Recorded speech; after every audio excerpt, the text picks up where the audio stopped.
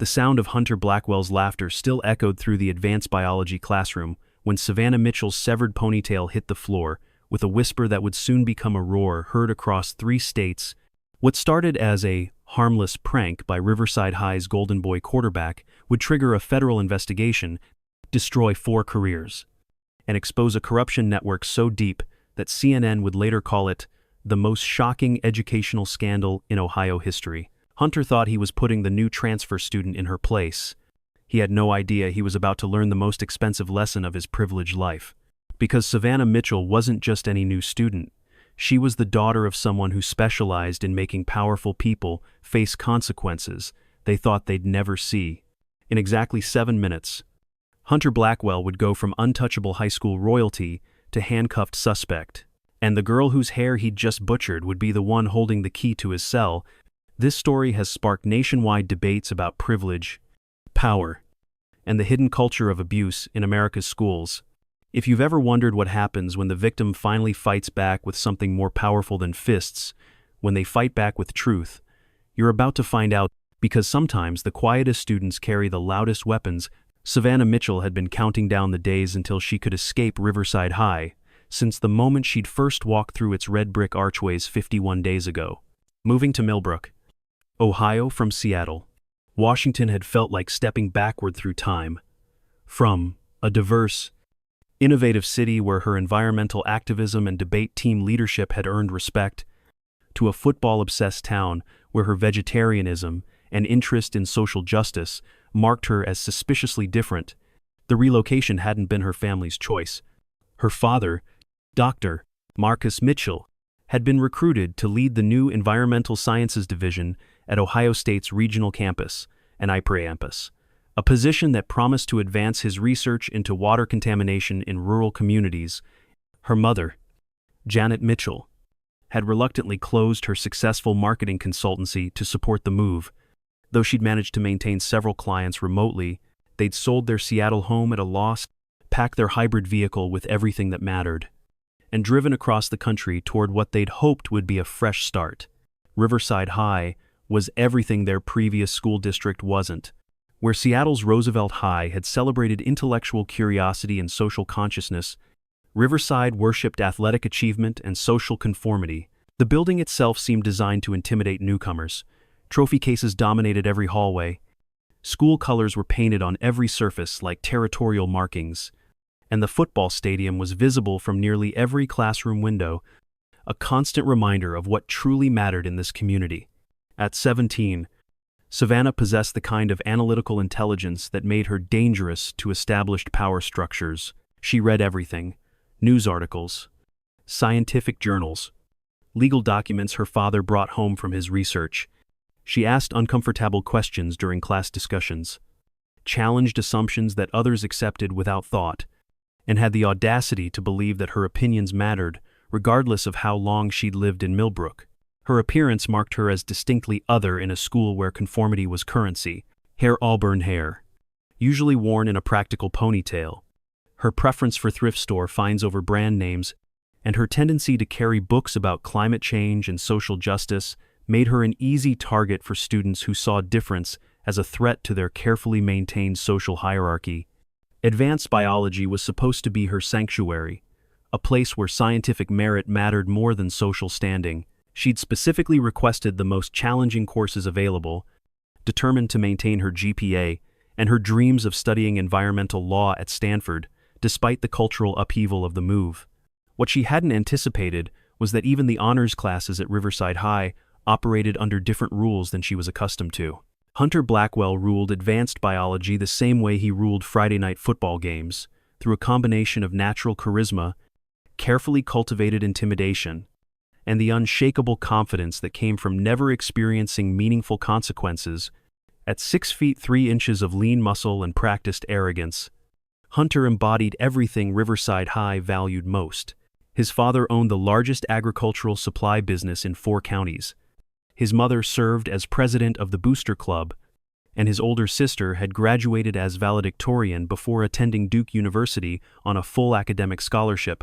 Hunter's inner circle consisted of Ethan Pierce, whose family controlled the local banking empire, Cole Hartley, son of the town's most prominent attorney, and Bryce Manning, whose father served as both fire chief and city councilman. Together, they formed an impenetrable wall of local influence that had never encountered serious resistance. They moved through Riverside High's corridors like visiting royalty, taking up space with the casual entitlement that came from knowing the system was designed to protect them. The social hierarchy at Riverside High was as rigid and unforgiving as a caste system. Football players occupied the apex, followed by cheerleaders and other athletes, then student government representatives, band members, honor society types, and finally, the invisible masses who simply tried to survive until graduation, transfer students, scholarship recipients, and anyone who questioned the established order found themselves subject to a systematic campaign of social correction designed to remind them of their proper place. Savannah had been marked as a target from her first week when she'd had the audacity to question the environmental impact of the school's new artificial turf field during a student council meeting. Her research into the health risks of recycled tire crumb had been thorough and well documented, but Hunter had seen her presentation differently. In his world, new students, especially female ones from liberal cities, were supposed to observe and adapt, not challenge and improve. Her intelligence wasn't just inconvenient, it was personally insulting. The campaign against Savannah had begun subtly. Her locker combination had been mysteriously changed twice, forcing embarrassing trips to the main office. Her car had been accidentally blocked in the parking lot by Hunter's enormous pickup truck, making her late for her after-school job at the local coffee shop. Someone had created a fake Instagram account using her photos with captions mocking her environmental activism and suggesting she was a tree-hugging extremist who didn't understand real American values. Each incident was calculated to be just ambiguous enough to avoid official consequences while sending a crystal-clear message: conform to Riverside's expectations or face escalating harassment. The administration's response to her complaints had been predictably disappointing. Suggestions that she was misinterpreting normal teenage behavior and advice to focus on fitting in rather than standing out. But Savannah Mitchell had been raised by parents who fought for environmental justice against billion-dollar corporations. Her dinner table conversations centered around legal strategies, grassroots organizing, and the moral obligation to speak truth to power even when it was dangerous. She'd grown up believing that silence in the face of wrongdoing was complicity, and that every victory for justice began with someone refusing to accept the unacceptable. The morning of October 22nd began with an ominous text message that appeared on Savannah's phone at 6:45 a.m. while she was getting ready for school. The sender was listed as unknown, but the message was crystal clear. Today, you learned some respect. Should have stayed in Seattle. Tree hugger. She screenshot the message and forwarded it to her father, who was already at the lab conducting water quality tests for a neighboring county. His response came immediately: screenshot everything. Trust your instincts. Call if you need backup. Dr.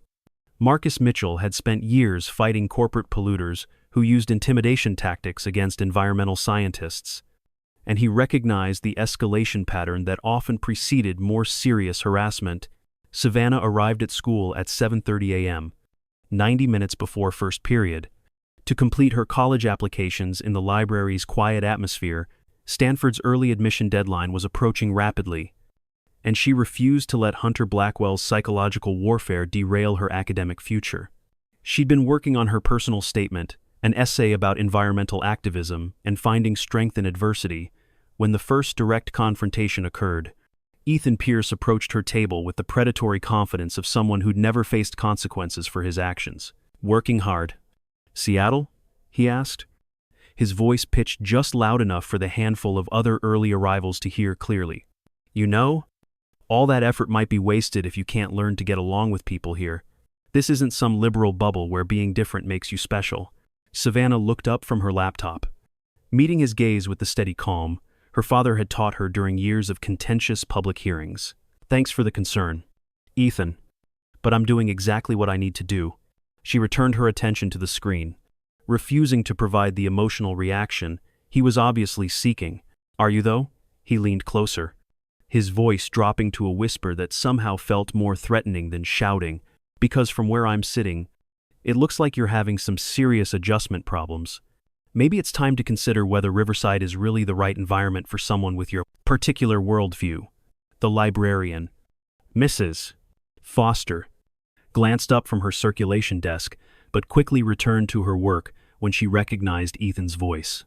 Savannah had learned that most adults at Riverside High practiced a calculated blindness when it came to the behavioral patterns of prominent families' children. Maintaining community harmony and avoiding donor conflicts took precedence over protecting individual students. By the time advanced biology commenced at 10:50 a.m., the atmosphere in the classroom was thick with anticipation. Mr. Davidson had announced that today's lesson would focus on genetic variation and natural selection, concepts that would require hands-on laboratory work with fruit fly populations. Students would work in assigned pairs to observe and document genetic traits across multiple generations, a complex process that demanded both scientific understanding and careful attention to detail.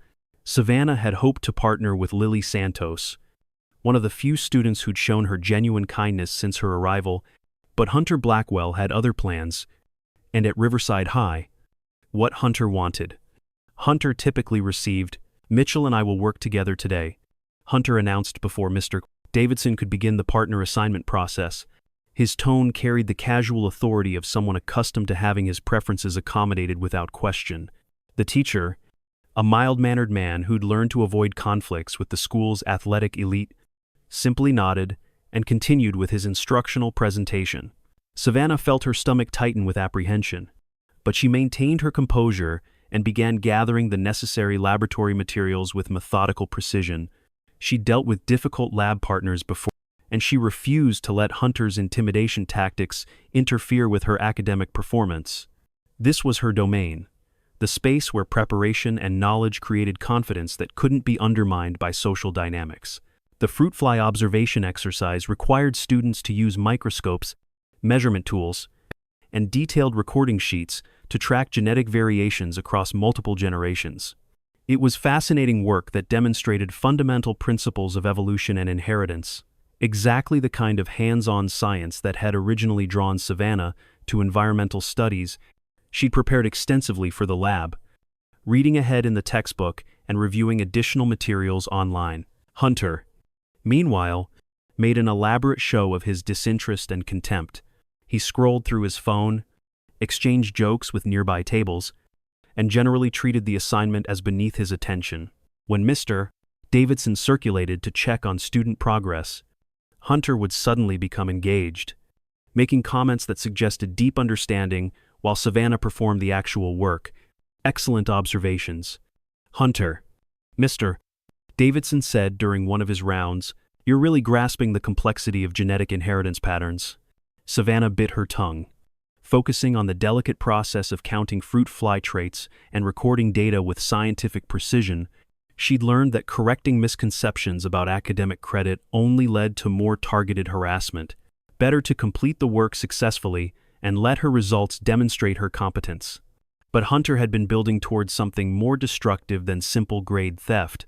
As the class period progressed and other students became absorbed in their microscopic observations, he began implementing a more sinister plan that had been coordinated the night before through encrypted group messages with his inner circle. "You know what your real problem is? Seattle?" he said quietly, positioning his large frame to block her from Mr. Davidson's line of sight while appearing to lean in for collaborative discussion.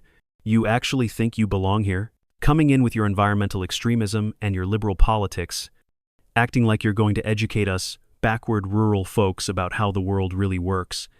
Savannah continued counting fruit fly wing variations, her hands steady, despite the anxiety building in her chest. "I'm not trying to educate anyone, Hunter. I'm just trying to complete this assignment and get through the semester. See, that's exactly what I'm talking about."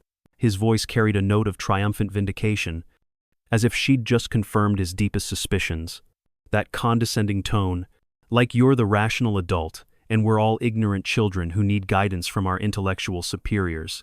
Cole Hartley and Bryce Manning had quietly moved closer, creating a loose triangle around the lab bench while maintaining the appearance of normal classroom movement. Other students were either too focused on their own work to notice the developing situation, or too intimidated by Hunter's reputation to risk intervention. Lily Santos caught Savannah's eye from across the room. Her expression creased with worry. But she was positioned too far away to provide meaningful assistance. "I think what you really need," Hunter continued, his voice taking on a tone that made Savannah's blood run cold with recognition, "is a practical lesson about local customs, about what happens when outsiders refuse to respect established community standards and social expectations." That's when he revealed the scissors he'd concealed in his backpack, not the standard safety scissors typically used in science classes, but a pair of heavy-duty fabric shears he'd borrowed from the theater department's costume shop. The blades gleamed menacingly under the classroom's fluorescent lighting as he held them with casual familiarity, like someone comfortable with tools of destruction. "Beautiful hair," he said conversationally, his eyes fixed on her auburn ponytail with predatory intensity. "Must require significant maintenance time and expense.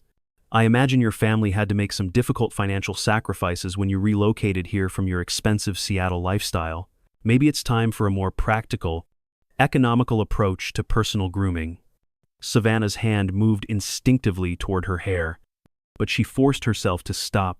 Displaying fear would only encourage his aggression and provide the emotional reaction he was clearly seeking. "Put those scissors away immediately. Hunter, this behavior is completely inappropriate and potentially criminal." "Criminal?" His laugh held no humor, only the ugly satisfaction of someone drunk on unchallenged power. "This is education. This is about learning your proper place in the natural social hierarchy, about understanding that some lessons can't be absorbed from textbooks or liberal propaganda." Mr. Davidson was at the opposite end of the classroom, helping another pair troubleshoot their microscope settings. The few students who had begun to notice the escalating confrontation quickly looked away, practicing the same willful blindness that characterized adult behavior throughout Riverside High. Nobody wanted to become Hunter Blackwell's next target, and everyone understood that intervening would only redirect his attention toward them. "You have exactly 5 seconds to put those scissors down and step away," Savannah said quietly, her voice carrying an authority that surprised even her. "After that, I'm going to assume you intend to use them as a weapon, and I'll respond with appropriate defensive measures."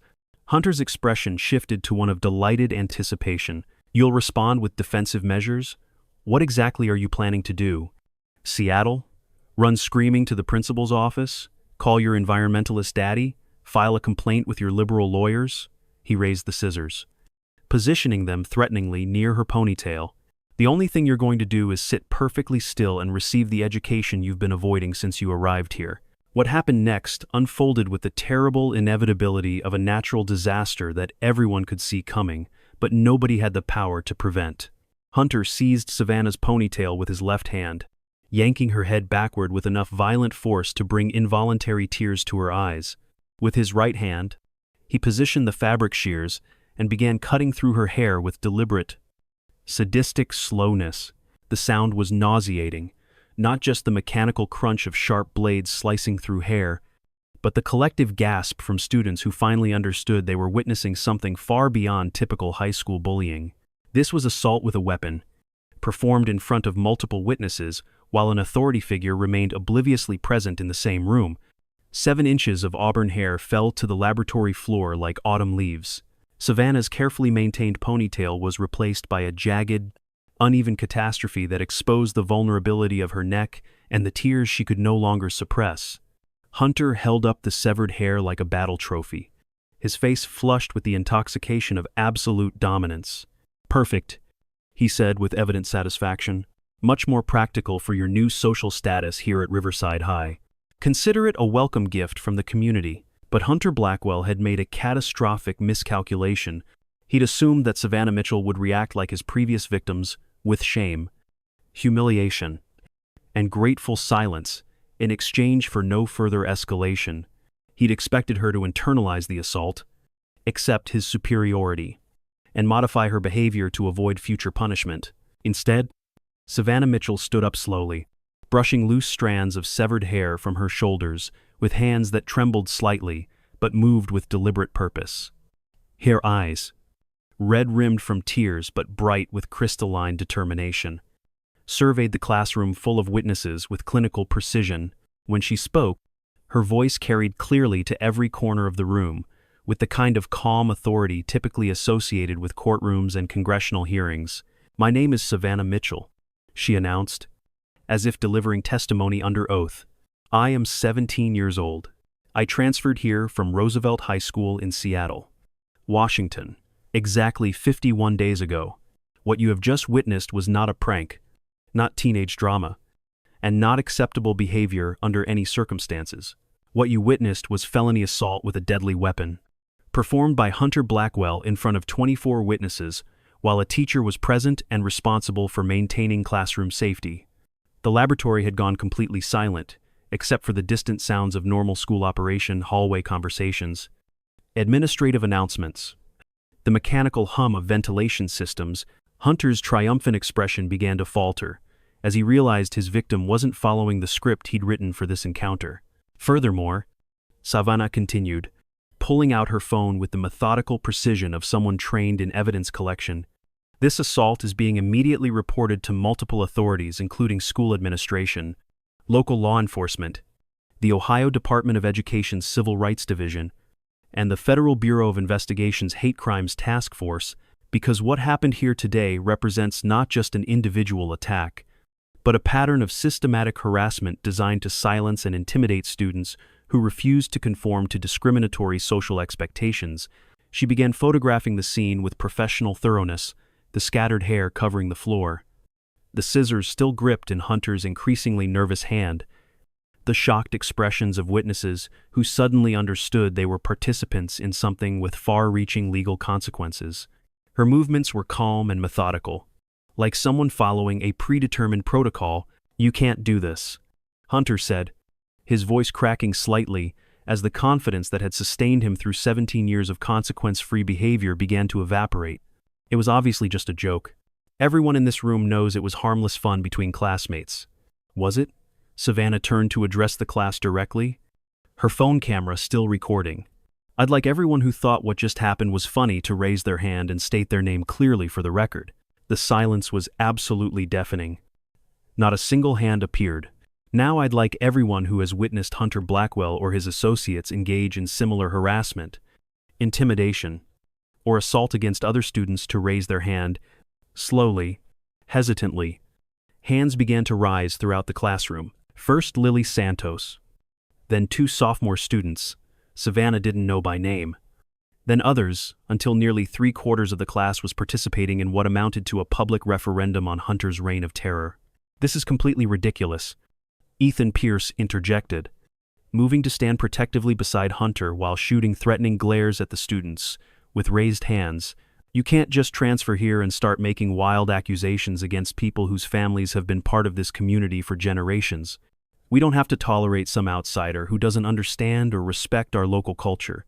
Savannah turned her attention to Ethan with the kind of focused intensity that had served her well during environmental policy debates in Seattle. "You're absolutely correct. Ethan, I am an outsider, and I clearly don't understand the local culture. Would you be willing to explain it to me? Could you describe the specific cultural traditions that allow Hunter to assault other students with weapons while teachers and administrators look the other way? I'd love to understand the historical basis for that particular community value." Before Ethan could formulate a response, the classroom door opened with dramatic timing, and Principal Williams entered, followed by the school resource officer, 2 women in professional attire who Savannah didn't recognize, and a man in a suit who was taking notes on everything he observed. "Miss Mitchell," Principal Williams said, his voice carefully modulated to project calm authority, while his eyes darted nervously between the scattered hair on the floor and the scissors in Hunter's hand. "I understand there's been some kind of incident that requires administrative attention." Savannah looked at the physical evidence surrounding them, the severed hair creating a crime scene. Hunter Blackwell still holding the weapon he'd used to assault her. 24 witnesses who had just publicly testified to a pattern of systematic harassment. She thought about her parents, who had taught her that silence in the face of injustice was complicity with oppression. She thought about every student who had been victimized by this system and told to be grateful it wasn't worse. She thought about her future, and about what kind of person she wanted to be when she looked back on this moment. "Yes," she said with absolute clarity, "there has been an incident, and based on the evidence I've collected and the witness testimony I've recorded, It's about to become a federal civil rights investigation. The transformation of Hunter Blackwell from untouchable high school royalty to criminal defendant happened with shocking speed, but what Savannah Mitchell discovered over the next few hours would prove that her assault was just the tip of an iceberg that reached into every level of Millbrook's power structure. The scissors falling from Hunter's nerveless fingers was only the beginning. What came next would expose a conspiracy so deep and so corrupt that it would make national headlines and change everything anyone thought they knew about small-town American justice. The transformation of Hunter Blackwell from predator to prey happened with stunning velocity. The scissors clattered to the laboratory floor like a gavel announcing judgment, while his face drained of color as he began to comprehend the magnitude of his catastrophic miscalculation. What he'd intended as a lesson in social hierarchy was about to become his introduction to actual consequences, the kind that couldn't be erased by parental phone calls or athletic achievement. Principal Williams surveyed the scene with growing alarm that he couldn't quite conceal behind his practiced administrative composure. The scattered auburn hair, the terrified witnesses, the presence of district investigators who'd apparently been conducting their own inquiry into Riverside High's disciplinary patterns. This wasn't a situation that could be managed through the usual combination of quiet conversations and strategic memory lapses. "Everyone needs to remain in their seats," announced Officer Martinez, the school resource officer, his hand moving instinctively toward his radio as he assessed what was clearly a crime scene. "This is now an active investigation, and we'll need statements from every witness present." But the real shock came when one of the district investigators, a sharp-eyed woman who introduced herself as Dr. Rebecca Harrison from the Ohio Department of Education's Civil Rights Division, began questioning students about the broader patterns of behavior at Riverside High. What emerged over the next hour would prove that Hunter's assault on Savannah was merely the most visible manifestation of a toxic culture that had been carefully cultivated and systematically protected for decades. "Has anyone else experienced similar harassment from these students?" Dr. Harrison asked, her voice carrying the kind of authority that made silence feel impossible. The floodgates opened. Lily Santos found her voice and described the initiation rituals that football players routinely inflicted on transfer students. Two sophomore boys talked about being locked in equipment storage rooms and having their belongings destroyed or stolen. A junior girl named Maria Gonzalez revealed how her attempts to join student government had been sabotaged through social media campaigns and deliberate academic interference. As each story emerged, a pattern became undeniably clear. This wasn't random teenage cruelty. It was a systematic campaign of social control designed to maintain existing power structures and silence anyone who threatened them. The administration's response to previous complaints had followed a predictable script. Promises of investigation followed by explanations about how the accused students were good kids who made mistakes, suggestions that victims were oversensitive or needed to develop thicker skin, and subtle implications that further complaints would result in negative consequences for the complainants.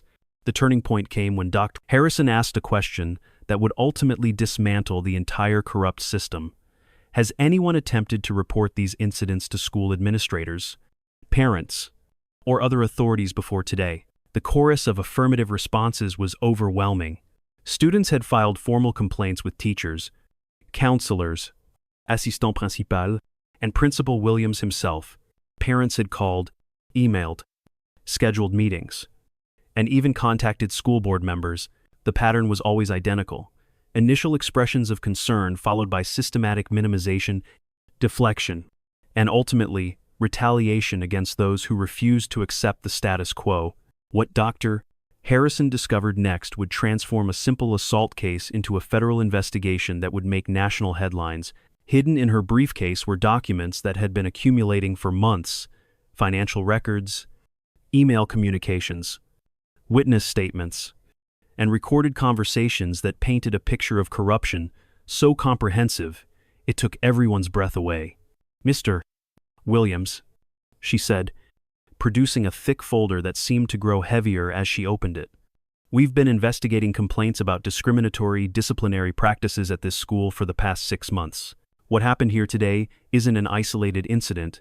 It's the culmination of a pattern of systematic abuse that has been documented, reported, and deliberately ignored by school administration." The principal's face went ashen as he recognized some of the documents Dr. Harrison was displaying financial records showing how disciplinary decisions correlated directly with family donation levels, email chains between administrators discussing how to manage complaints from problematic families, security footage that had mysteriously disappeared whenever serious incidents involved prominent students. But the most damning evidence was yet to come. Dr. Harrison's colleague, Special Agent Janet Torres from the FBI's Civil Rights Division, stepped forward with her own collection of materials that would prove the corruption reached far beyond the school itself. "We've been tracking a pattern of civil rights violations that extends throughout this entire community," Agent Torres announced, her voice cutting through the stunned silence like a surgical blade. "What we've discovered is a systematic conspiracy to deny equal educational opportunities to students based on their family's economic status, political beliefs, and social connections." The investigation that followed would expose a network of corruption that reached into every level of Millbrook's power structure. Hunter's father, Robert Blackwell, had been using his agricultural supply business to provide illegal kickbacks to school board members in exchange for favorable treatment of his son and his friends. Principal Williams had been receiving under-the-table payments to ensure that disciplinary actions against prominent families' children were either minimized or eliminated entirely. The conspiracy involved local law enforcement, with Police Chief Manning Bryce's father, systematically burying assault reports and harassment complaints when they involved the children of major donors. The school board had been actively covering up patterns of discrimination, falsifying federal reporting requirements, and using their positions to retaliate against families who challenged their authority. As the scope of the investigation became clear, Hunter Blackwell's world began collapsing with the kind of spectacular completeness usually reserved for natural disasters. Within 2 hours of his assault on Savannah, he was sitting in the back of a police cruiser, charged, not just with assault with a deadly weapon, but with civil rights violations under federal hate crime statutes. His father's business empire crumbled as federal investigators discovered years of tax evasion, labor violations, and environmental crimes that had been protected through corrupt local officials. His mother's position on the school board became untenable when recordings surfaced of her discussing how to handle the Mexican problem and keep troublemakers in their place. His sister's academic achievements were called into question when investigators uncovered systematic grade manipulation that had made her valedictorian status and Duke University admission possible. But the most profound transformation was happening to Savannah Mitchell herself, standing in that laboratory with her butchered hair and her phone full of evidence. She felt something she'd never experienced before: the intoxicating power of absolute moral certainty combined with the concrete ability to create change. The media response was immediate and overwhelming. By 3 p.m. that same day, news vans were arriving in Riverside High's parking lot. By 6 p.m., Savannah's story was leading local newscasts across Ohio. By the following morning, CNN was running a segment titled "Small Town Corruption Exposed by Teenage Victim," and social media was exploding with hashtags like #SavannahStrong and #CutTheCorruption. The support that poured in from across the country was staggering. Environmental groups that knew her father's work rallied to defend his daughter. Civil rights organizations saw her case as a perfect example of institutional discrimination. Legal advocacy groups offered pro bono representation. College admissions counselors from Stanford reached out personally to assure her that this incident would only strengthen her application. But the most meaningful support came from other students who finally felt safe enough to tell their own stories. Within 48 hours of the assault, more than 200 current and former Riverside High students had come forward with documented evidence of harassment, discrimination, and assault that had been systematically covered up by school administrators. The federal investigation that followed was swift and thorough. Within a week, Principal Williams had been arrested on charges of conspiracy to violate civil rights, accepting bribes, and obstruction of justice. 3 school board members were indicted on similar charges. Police Chief Manning was arrested for official misconduct and conspiracy.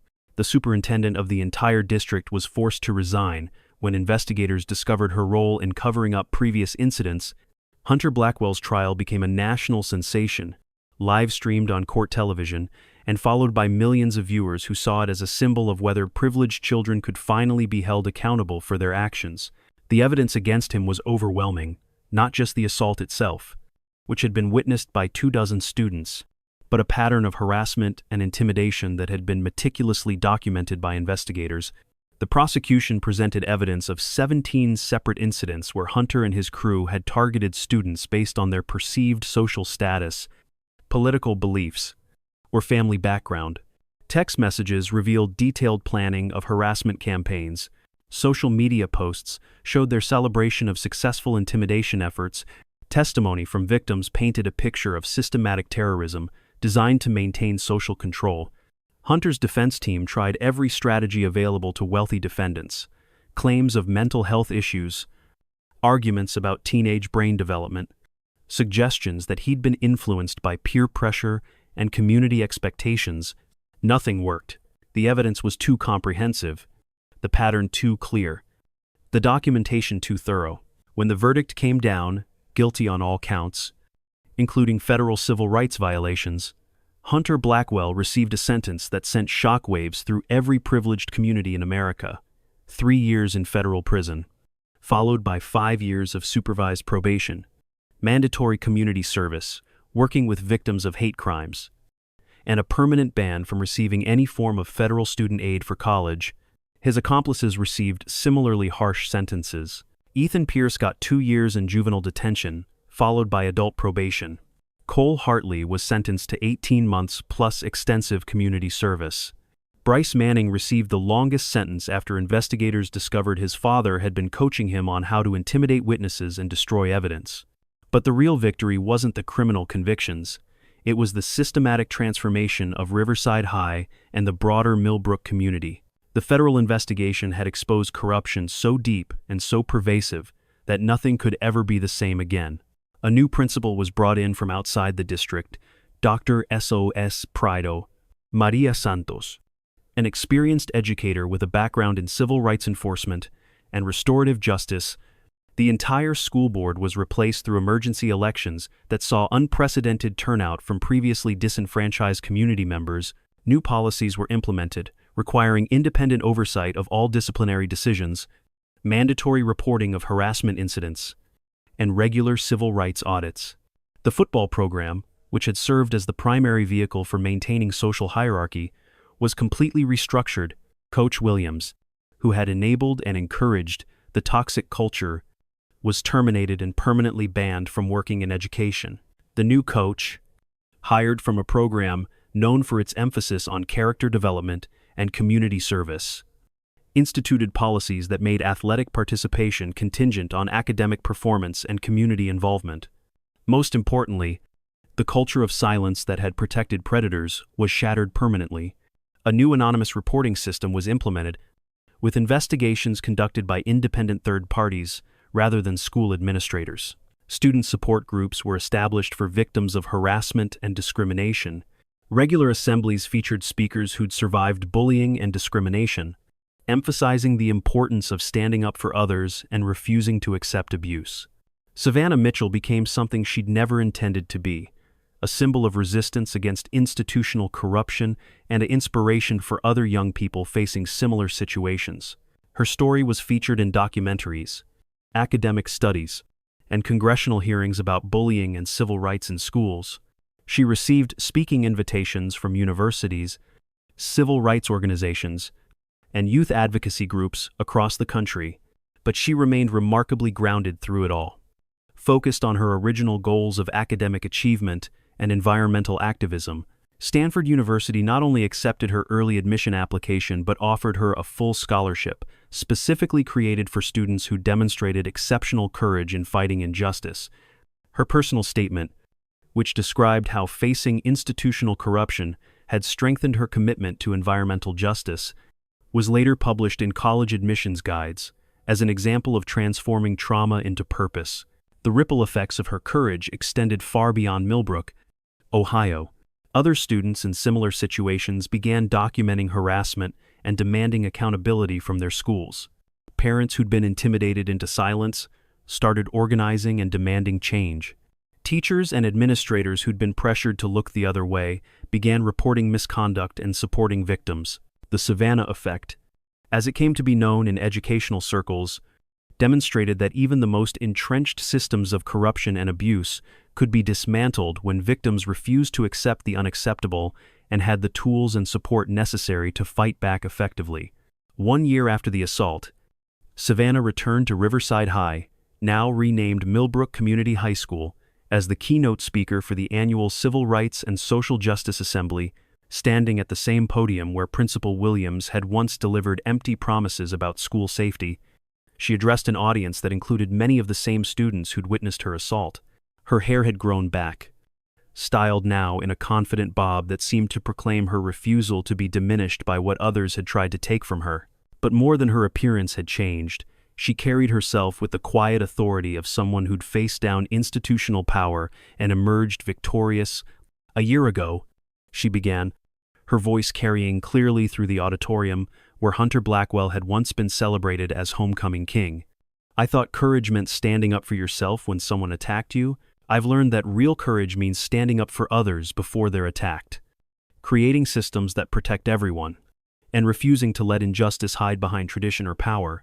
She spoke about the investigation that had transformed their community, about the dozens of students who'd found their voices and told their stories, about the adults who'd chosen justice over convenience and accountability over corruption. But most importantly, she spoke about the responsibility that came with knowledge and privilege. "We can't change what happened in the past," she said, looking directly at several students who'd witnessed her assault but initially remained silent. "But we can absolutely control what happens going forward. Every time you see someone being targeted, every time you witness harassment or discrimination, every time you're asked to stay quiet about injustice, and you have a choice. You can be part of the solution, or you can be part of the problem. There's no neutral ground." The standing ovation that followed lasted for nearly 5 minutes. But more meaningful than the applause were the conversations that happened afterward, students approaching her to share their own experiences, to ask for advice about situations they were facing, to thank her for making it safe to speak up. Among those who approached her was Maria Gonzalez, the junior who'd testified about having her student government ambitions sabotaged. She was now serving as student body president, having won election on a platform of inclusion and accountability. Behind her stood Lily Santos, who'd found her voice during the investigation and was now leading the school's peer mediation program. Even some unexpected people sought her out. Cole Hartley, who'd served his sentence and was now attending community college while working full-time at a domestic violence shelter, asked to speak with her privately. His conversation was brief but profound, a genuine apology that acknowledged the harm he'd caused, and a commitment to spending his life making amends. "I know sorry doesn't fix anything," he said, his voice carrying the weight of someone who'd spent months thinking about the consequences of his actions. "But I want you to know that what you did, standing up, fighting back, refusing to let us get away with it, it probably saved other people from going through what you went through, and it definitely saved me from becoming someone even worse." As Savannah prepared to leave Millbrook for Stanford University that fall, she reflected on the journey that had brought her from victim to victor to advocate. The assault had been traumatic, the investigation exhausting, the media attention overwhelming. But through it all, she discovered something powerful about herself and about the possibility of creating change in the world. Her final act before leaving for California was to establish the Mitchell Foundation for Educational Justice, funded partly by the settlement money from civil lawsuits against the school district and partly by donations from supporters across the country. The foundation would provide legal support for students facing harassment and discrimination, fund independent oversight of school disciplinary systems, and offer scholarships to young people who demonstrated courage in fighting injustice. The foundation's first recipient was a sophomore from rural Mississippi who'd been expelled for reporting sexual assault by football players.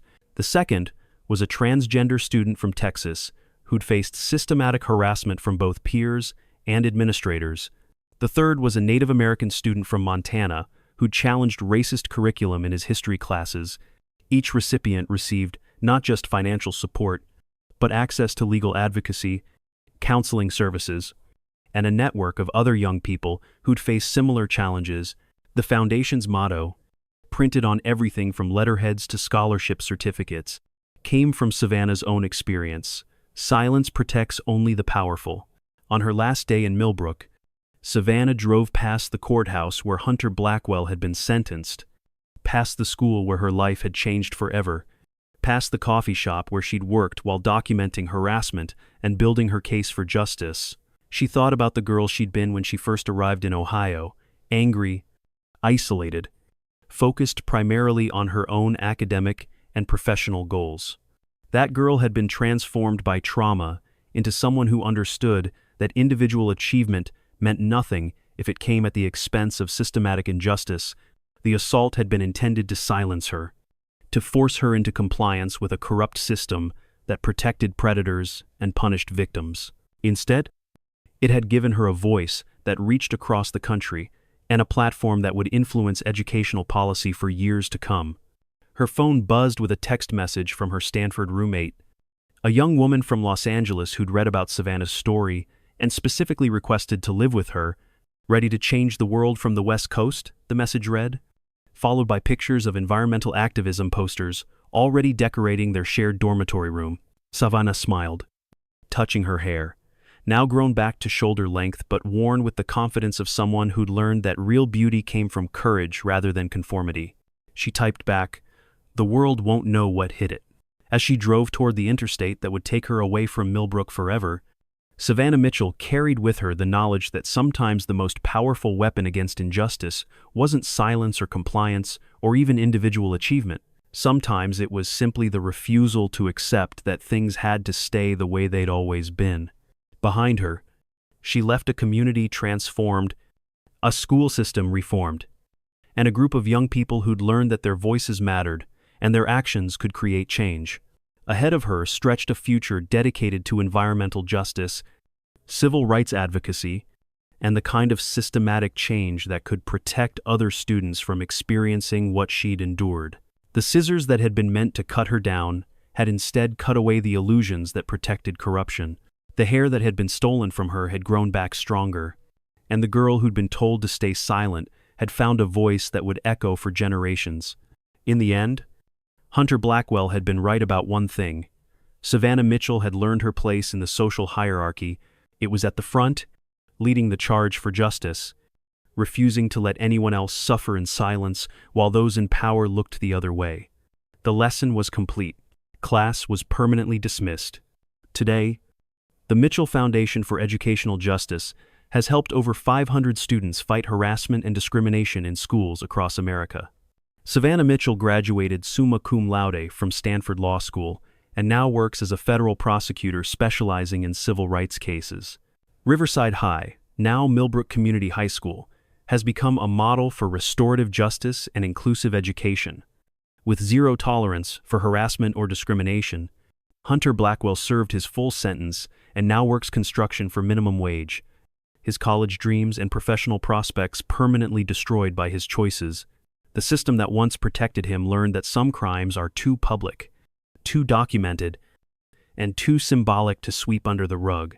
Sometimes the most important lessons aren't taught in textbooks. Sometimes they're taught by teenagers who refuse to accept that injustice is just the way things are. And sometimes, the most powerful response to being cut down is to grow back stronger than before.